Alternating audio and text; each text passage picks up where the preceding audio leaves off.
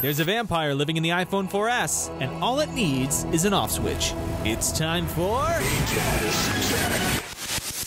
Hello and welcome to Ajazz Tech. I'm your host, Alex Zarnowski. Many moons ago, Microsoft almost launched their very own tablet. It was called Courier, which never was officially announced. Courier promised a natural way to write, sketch, and gather inspiration through the use of touch and pen input. Unfortunately, it never saw the light of day. The real story here is that Steve Ballmer ultimately couldn't make a decision: Courier or Windows? This is where Bill Gates supposedly stepped in and said a Courier would take away from their Windows and Office cash flow. When Jay Allard proposed that Courier didn't need an email client, Bill had a quote-unquote allergic reaction, which ultimately put a stake in the heart of Courier. Mark Zuckerberg is a Zuckerberg. Originally, he thought that Silicon Valley was where it's at. He was wrong, and this is according to him. At the Y Combinator startup school, Zuck said, and I quote, "If I were starting now, I would do things very differently.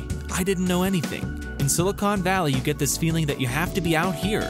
But it's not the only place to be. If I were starting now, I would have stayed in Boston. Silicon Valley is a little short-term focused, and that bothers me." He also went on to say that he made a lot of mistakes when it came to acquisition offers. And to sum it up, Facebook ended up turning down a lot of money because Zuckerberg admitted to messing up the whole process. Basically, he told the audience to learn from their mistakes. And here's another quote: "The biggest risk is not taking any risk. In a world that changes really quickly, the only strategy that is guaranteed to fail is not taking risks." iOS 5 and iPhone 4S users have one gripe lately: battery life. You might want to listen up if you've fallen victim to the vampire inside your iDevice. A quick fix has been circling the web, and for the most part, I think it helps. Navigate to Settings, Location Services, scroll all the way down to System Services, and toggle off the Setting Time Zone setting.